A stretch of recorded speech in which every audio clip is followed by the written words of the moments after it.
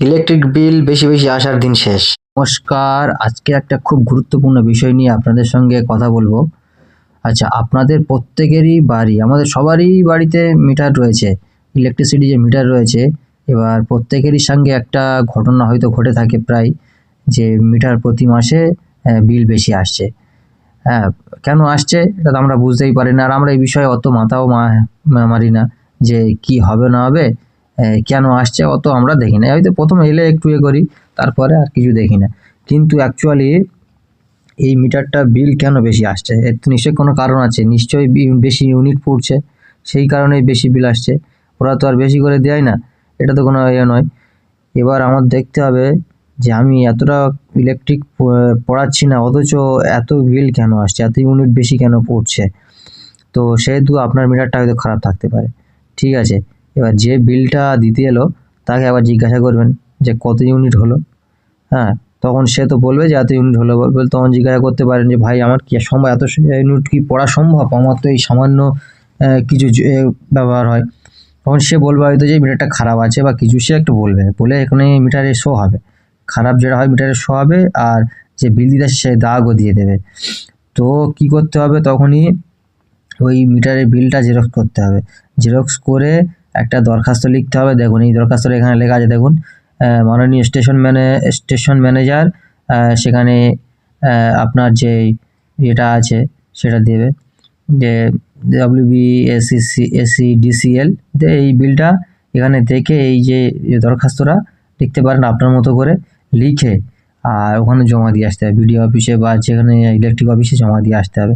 Electric অফিসে জমা দিলে কি হবে, ওখান থেকে পরের মাসে একটা লোক আসবে, চেক করবে, যদি খারাপ হয় তো পাল্টে দেবে। অনেক ক্ষেত্রে আবার দেখা যায় যে চেক করলো, সে এসে বললো ভালো আছে, বলে চলে গেল, সে যাতে না পাল্টাতে হয়। তো ওই ক্ষেত্রে আপনি আর একবার জমা দিতে পারেন, যে ফের বলতে পারেন, তাহলে বদলে দেবে। আর যদি না একান্ত হয়, না বদলে দেয়, কোনো সমস্যা হয়, তাহলে কি করবেন, যে যে পুরো টাকাটা আছে এই পুরো টাকাটা শোধ করে দিন, শোধ করে একটা নতুন মিটার বসিয়ে নিন। সোজা গল্প, নতুন মিটার বসাতে গেলে আপনার যে পুরাতন টাকা বাকি রয়েছে, বাকিটা না শোধ করলে বসানো যাবে না, এখন নিয়ম এরকম হয়ে গিয়েছে। আর নিয়মটা বদলে আপনি এই মিটারটা বদলে নিতে পারেন, 1 নম্বর। আর 2 নম্বর কি হলো, যে যখন মিটার বিল বেশি চলে এসছে, তখন তার সমস্যা, আমরা মধ্যবিত্ত পরিবারের লোক, আমরা একটু বেশি হলে তখন আমাদের একটা অনেক সময় সমস্যা হয়ে পড়ে, কি করব।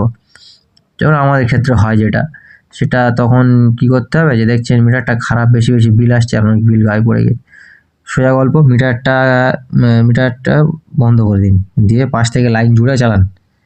এতদিন যে বেশি টাকাগুলো খেয়েছে সেগুলো কী করে উঠবে, তা পাশ থেকে চালান, তা দেখবেন মিটার সময় হয়ে আসছে, তখন একবার জুড়ে দেবেন, যে অল্প বিল উঠবে, তখন ওরা বাধ্য হয়ে কেটে দিয়ে যাবে, মিটারটা কেটে দেবে, কেননা ওতে আপনি ওদের পয়সা শোধ করছেন না, কেটে তো দেবেই। কেটে দিলে কিন্তু হবে না, আপনার কিন্তু শোধ না করলে ও পরের মিটার পাবেন না। এবার আপনি কতদিন এরকম ফাউ চালাবেন জুড়ে, এবার আস্তে আস্তে আপনি চালান, যতদিন না আপনি শোধ করতে পারছেন ততদিন চালান। তা ওটা কেটে রাখলেন, ওরা কেটে দিয়ে গেলে ভালো, আপনি ওখান থেকে চালালেন, এবার যত আর টুকটুক করে অল্প অল্প করে শোধ করে দিলেন। শোধ করার পরে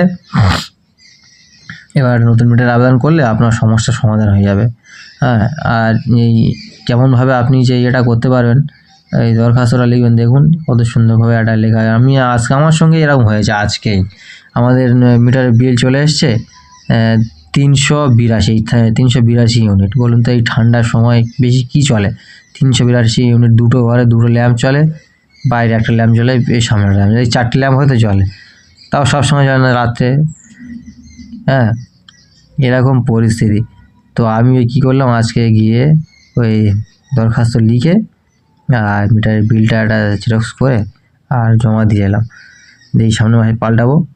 এবার যদি না হয় তাহলে ওই কেটে এরকমভাবে চালাতে হবে, এর থেকে ভালো উপায় আমার মনে হয় নেই। হ্যাঁ, আমাদের গরিবদের জন্য এর থেকে ভালো উপায় আর কিছু নেই।